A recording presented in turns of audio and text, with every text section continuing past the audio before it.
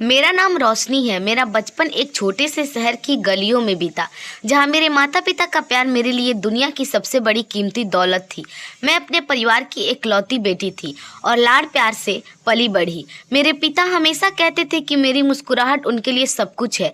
मेरे मामा का बेटा अविनाश मुझसे उम्र में थोड़ा बड़ा था और मेरे बड़े भाई जैसा था। वह मेरा सबसे करीबी दोस्त था और बचपन के हर खेल में मेरा साथी।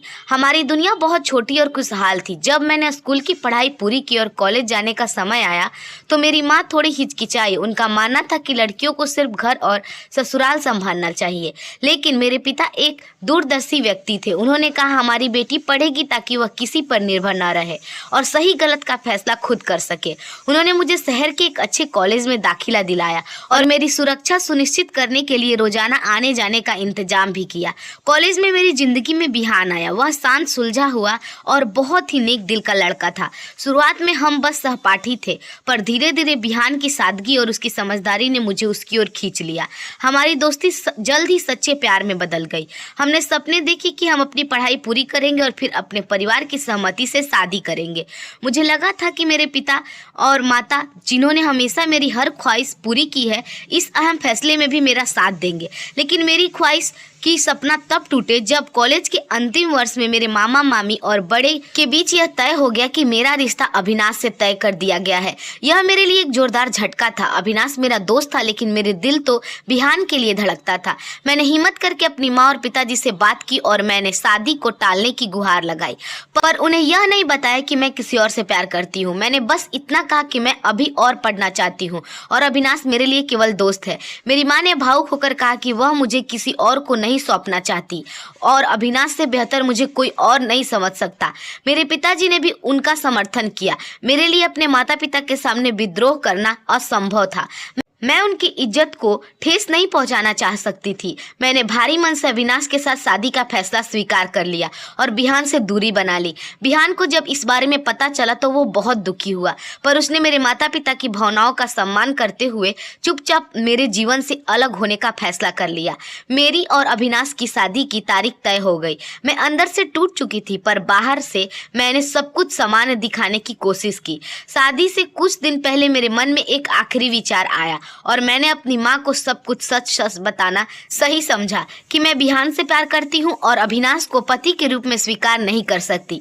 माँ का गुस्सा 7वें आसमान पर था। उन्होंने कहा कि मैंने उनकी आज़ादी का गलत फायदा उठाया है। उन्होंने साफ कह दिया कि खानदान के बाहर मेरी शादी कभी नहीं हो सकती। मैंने माँ के सामने एक शर्त रखी, मैं शादी करूंगी, पर जब तक मेरी आगे की पढ़ाई पूरी नहीं हो जाती तब तक मेरी विदाई नहीं होगी।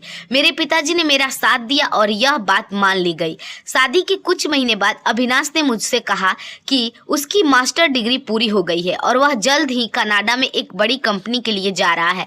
उसने जोर दिया कि मुझे अपनी पढ़ाई छोड़कर उसके साथ जाना चाहिए, पर मैंने मना कर दिया। एक दिन मामा जी और अविनाश हमारे घर आए। मामा जी ने लगभग चीखते हुए मेरे पिताजी से कहा कि अविनाश का वीजा आ गया है और अब मेरी विदाई जल्द से जल्द होनी चाहिए। जब मैंने फिर से अपनी पढ़ाई पूरी करने के लिए 1 साल का समय मांगा तो अविनाश भड़क गया। उसने गुस्से से कहा, तुम्हें मेरी परवाह नहीं, तुम्हें तो बस घर से बाहर रहने के बहाने चाहिए। लेकिन सबसे बड़ा जख्म तब लगा जब मामा जी ने मुझे आवारा और जाहिल लड़की कहा, जो अपने पति से ज्यादा अपनी ईगो को महत्व देती है।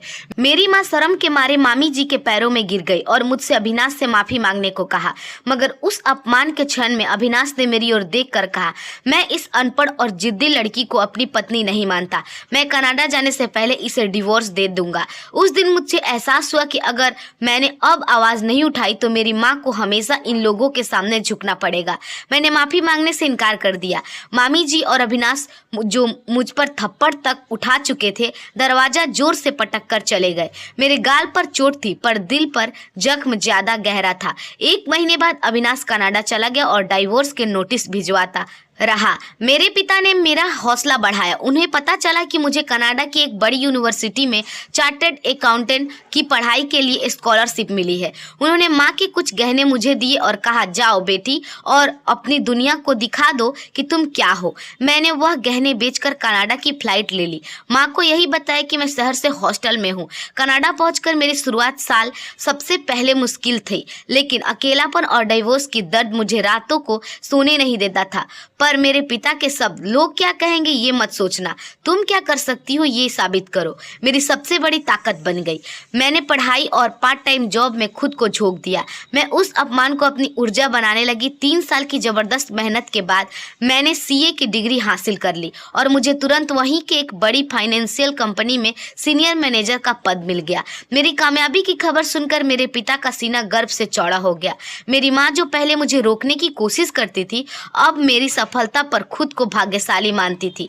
एक दिन मेरे सेक्रेटरी ने मुझसे कहा कि आज अंतिम दौर के इंटरव्यू के लिए 4 उम्मीदवार आए हैं। जब वे कमरे में दाखिल हुए तो मेरी सांसें थम गई। उन चारों में से एक था अविनाश, वही अविनाश जिसने मुझे जाहिल कहा था। आज उसी रोशनी के सामने नौकरी के लिए बैठा था। उसके चेहरे पर साफ शर्मिंदगी झलक रही थी, उसकी आवाज कांप रही थी। मैंने एक पेशेवर मैनेजर की तरह उसका इंटरव्यू लिया, बिना कोई भावना दिखाए। जब वो कमरे से बाहर निकला तो मेरी आंखों में आंसू आ गए। ये आंसू कमजोरी के नहीं बल्कि सुकून के थे। मुझे एहसास हुआ कि मेरा बदला मेरी चीख में नहीं बल्कि मेरी खामोश कामयाबी में था। मैंने फैसला किया कि अब मैं भारत वापस जाऊंगी और अपने माता पिता के लिए कुछ करूंगी। कुछ महीने बाद मैं भारत लौटी और मुझे पता चला कि अविनाश को मेरी ही टीम में एक जूनियर पद की नौकरी मिली है। अब वह मेरी दया और मेरे फैसले पर निर्भर था। उसकी आंखों में रोज अपनी बेबसी देखना मेरे लिए सबसे बड़ा जवाब था। मेरी जिंदगी में एक दिन एक बिजनेस मीटिंग में मेरी मुलाकात विहान से हुई। इतने सालों बाद हम दोस्त की तरह मिले। मैंने उसे अपने सफर की पूरी कहानी बताई। विहान ने कुछ नहीं कहा, बस मुस्कुराया। अगले ही हफ्ते विहान की माँ खुशी खुशी मेरे लिए रिश्ता लेकर आई। जब मैंने विहान से पूछा, तुम अब भी मुझसे शादी करना चाहते हो, उसने मेरी आंखों में देखकर कहा, रोशनी, मैंने हमेशा तुम्हारी इज्जत की है और तुम्हें प्यार किया है। मैं जानता था कि तुम अपने स्वाभिमान और माता पिता की इज्जत को नहीं बेचोगी और मेरी सच्ची मोहब्बत आज कामयाब हुई है।